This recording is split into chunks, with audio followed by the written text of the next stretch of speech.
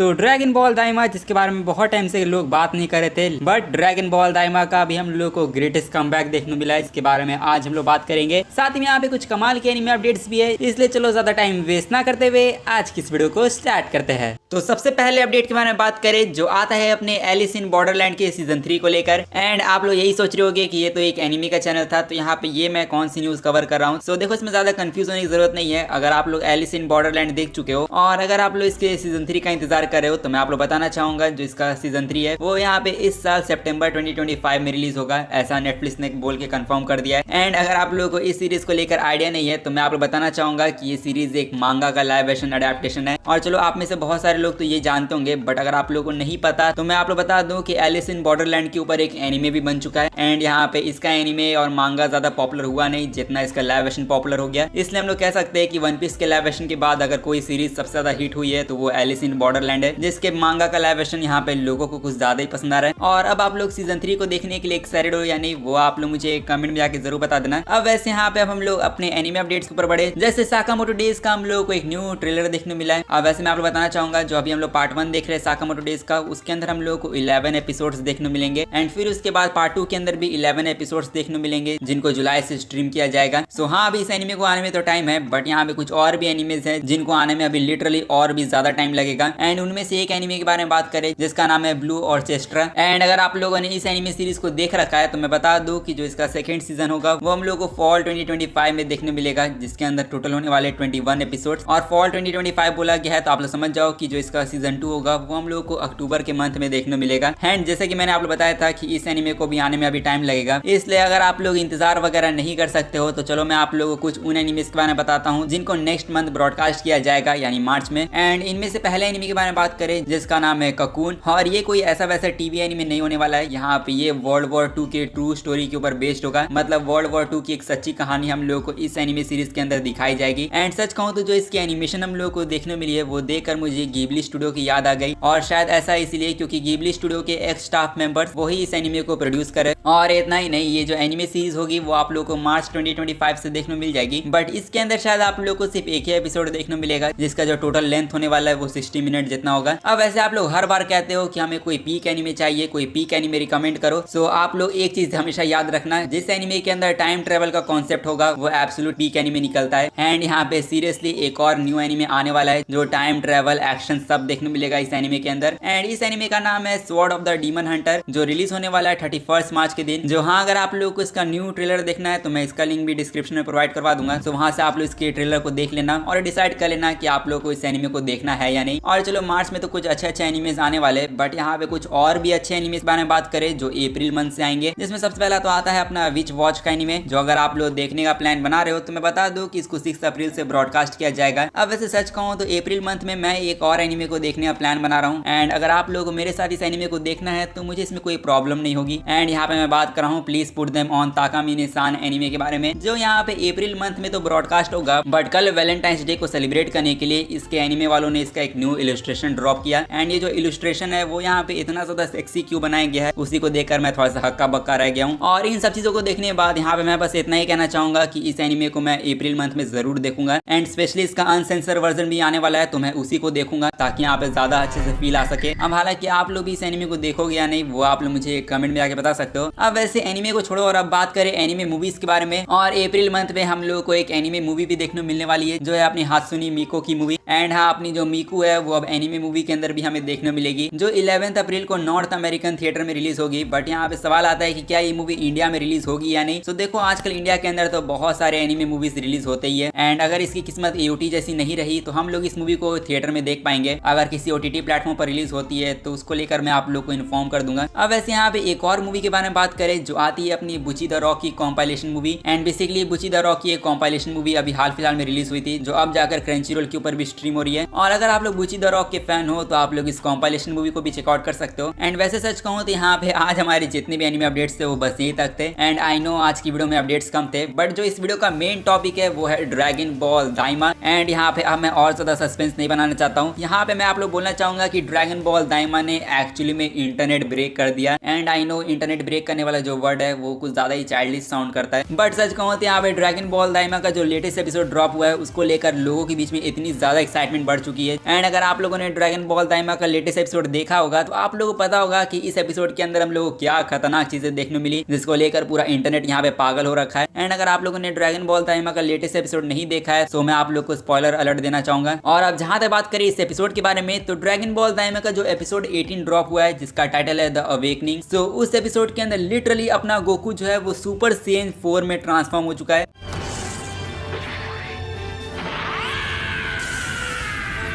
इस एपिसोड के अंदर किंग गोमा जो है वो गोकू को ओवर पावर कर रहा होता है। सो एट द एंड यहाँ पे गोकू को एक और फॉर्म मिल जाता है गोमा को हराने के लिए, जो था सुपर सेन 4। एंड अगर आप लोगों को याद होगा तो ये वही फॉर्म है जो हम लोगों को ड्रैगन बॉल जीटी में 1997 में देखने मिला था। एंड यहाँ पे 1997 के बाद 2025 में जाकर हम लोगों को ये फॉर्म आखिरकार अब ड्रैगन बॉल दाइमा के अंदर भी देखने मिला। और यहाँ पे अब जितने भी ड्रैगन बॉल फैंस है, क्या आप लोग जानते हो इसका मतलब क्या है? यहाँ पे 28 साल बाद सुपर सेन 4 गोकू ऑफिशियली तौर पे कैनन हो चुका है, क्योंकि आप लोग पता ही होगा कि ड्रैगन बॉल दाइमा कैनन है क्योंकि इसके ऊपर खुद हमारे टोरियामा सेंसे ने काम किया था। एंड उन्होंने सुपर सेन 4 गोकू को ड्रैगन बॉल दाइमा के अंदर भी इंक्लूड किया, जिससे अब साफ साफ क्लियर हो जाता है कि सुपर सेन 4 गोकू यहाँ पे कोई नॉन कैनन चीज नहीं है, ये गोकू का अब एक कैनन फॉर्म बन चुका है। एंड सच कहूं तो इसको देखने के बाद पूरा इंटरनेट यहाँ पे पागल हो रखा है और लोगों की एक्साइटमेंट इतनी ज्यादा बढ़ गई कि इन लोगों ने क्रंचीरोल को भी क्रैश कर दिया। एंड लिटरली सोलो लेवलिंग भी यहाँ पे ढंग से क्रंचीरोल को क्रैश नहीं कर पाया था, बट ड्रैगन बॉल दाइमा ने यहाँ पे क्रंचीरोल को पूरा ही क्रैश कर दिया। मतलब मैं अपना ओपिनियन शेयर करूँ तो सुपर सेन 4 गोकू जो है उसका ट्रांसफॉर्मेशन यहाँ पे काफी ज्यादा ही कूल था। एंड कुछ लोग तो ये भी कह रहे हैं कि अल्ट्रा इंस्टिंक्ट से भी कूल ट्रांसफॉर्मेशन था। एंड यहाँ पे मैं कंपैरिजन वगैरह करने तो नहीं आया हूँ, मैं बस इतना ही कहना चाहूंगा जो ट्रांसफॉर्मेशन हम लोगों को देखने मिला है गोकू का, वो इतना ज्यादा अच्छे तरीके से एनिमेट किया गया था जिसको देखकर आपकी आंखें भी खुली की खुली रह जाएगी। एंड इसी गोकू के फॉर्म को देखने के लिए लोगों ने यहाँ पे क्रंचीरोल को भी क्रैश करवा दिया एंड सर्वर क्रैश हो गया। तो यहाँ पे ऑब्वियसली ड्रैगन बॉल डायमंड ने बेसिकली इंटरनेट ब्रेक कर दिया। जो यहाँ पे देखा जाए तो सोलो लेवलिंग ने भी ये काम कुछ टाइम पहले किया था, जो एनिमे हिस्ट्री में पहली बार हुआ है कि 2 एनिमेज ने एक हफ्ते के अंदर ही सर्वर क्रैश कर दिया। अब इसे देखा जाए तो ये काम बहुत टाइम से सोलो लेवलिंग ही कर रहा था, बट देख के लगता है कि ड्रैगन बॉल डायमंड ने इस चीज को पर्सनली ले लिया और ड्रैगन बॉल दाइमा भी लाइक अच्छा तुम लोग यहाँ पे इंटरनेट ब्रेक करने की बात कर रहे हो, रुको मैं करके दिखाता हूँ कैसे किया जाता है। एंड बड़ा गोकू छोड़ो, यहाँ पे अपना जो किड गोकू है वही इंटरनेट को अकेले हिला कर रखे हुआ है। एंड जस्ट इमेजिन अगर बड़ा वाला गोकू इस फॉर्म को अचीव करता तो मेरे हिसाब से हम लोगों को अल्ट्रा इंस्टिंक्ट का पार्ट 2 देखने को पूरा मिल जाता है। एंड मैं बस इतना ही कहना चाहूंगा कि ड्रैगन बॉल को बिग 3 के फादर होने का टाइटल इसीलिए मिला है क्योंकि ड्रैगन बॉल वो काम कर सकता है जो अपने बिग 3 एनीमे भी शायद ही कर पाए। एंड टू बी ऑनेस्ट, आप लोग क्या ओपिनियन इस एपिसोड को लेकर, आप लोग इस एपिसोड को कितनी रेटिंग देना चाहोगे? क्योंकि मेरे हिसाब से ये एपिसोड अच्छी खासी रेटिंग डिजर्व करता है। तो यहाँ पे मैं इस एपिसोड को 9.8 आउट ऑफ 10 की रेटिंग दूंगा। एंड इसी के साथ आज की इस वीडियो को यहीं पर एंड करते हैं। सो अगर आप लोग मेरे साथ अभी तक इस वीडियो में बने हुए हो तो जाके अब इस वीडियो को लाइक कर ही दो एंड साथ ही में चैनल को भी जाके सब्सक्राइब कर देना। मैं मिलूंगा आप लोगों से नेक्स्ट वीडियो में, तब तक के लिए सायोनारा एंड पीस आउट।